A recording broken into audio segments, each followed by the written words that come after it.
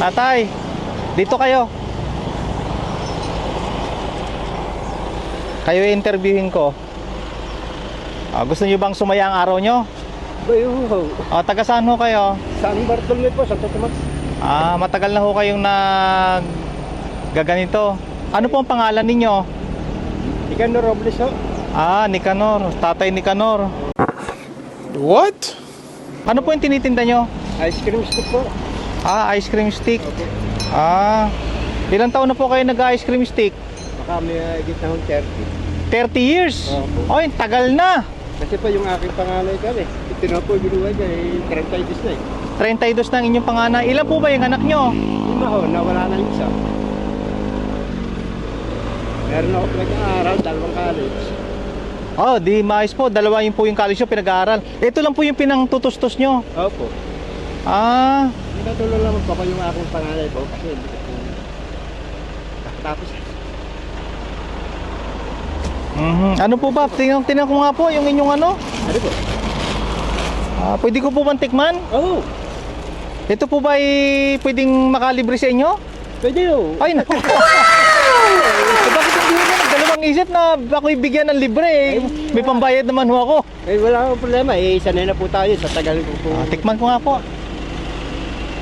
Ayos naman po ito. Hindi po ba kayo malulugi, tatay? Ay, ayos lang ho. Eh, nakita naman ho. Eh, sa iba babawi, gano'n.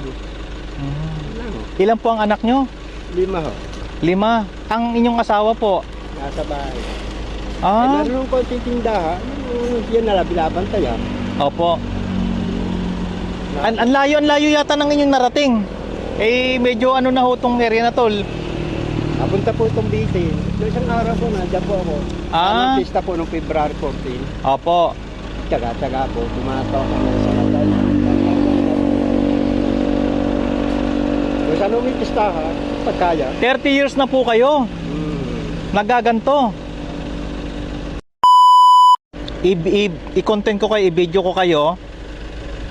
Ilagay natin sa YouTube upload. Tapos kukunin ko yung contact number.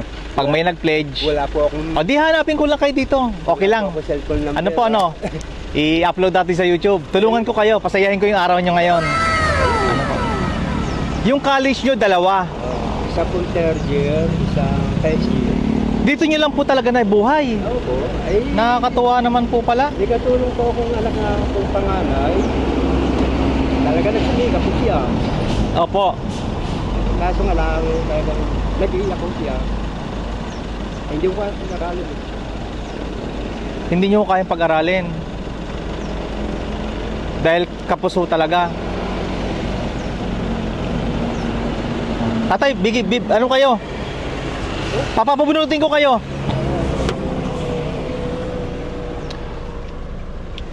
A few moments later.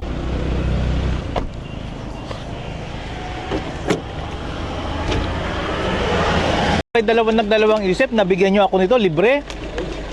Maraming kayo nangihingi eh. Alam nga naman po hindi natin bigyan. Malulugi ho kayo. Sadyang kayo no, kasama po sa barangay. Wala ho talaga akong pambayad. Paano ho ba yan? Ayo. Siya tatay, bunot po kayo. Sige lang po, bunot po kayo kung ano yung mabunot nyo. Ano po yan? Sige po. Wala po. Wala. Di isa pa, bunot pa.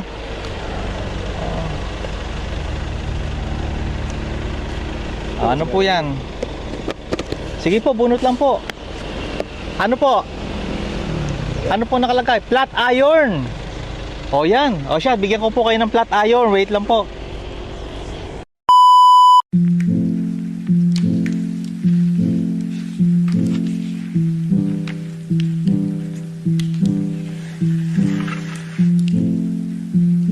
A few moments later. Daanan to kayo. Kaya nyo ho yan, tay. Doon po ako naruta sa may kampo sa may Tanawa City, sa may Sambat po. Sa pong baksakan, doon po lagi. Ako kanya po napapunta rito, pistahan po rito. Pag pistahan, nakita po kami naman. Siya, may magagamit na kayong flat iron. Marami po salamat. Opo.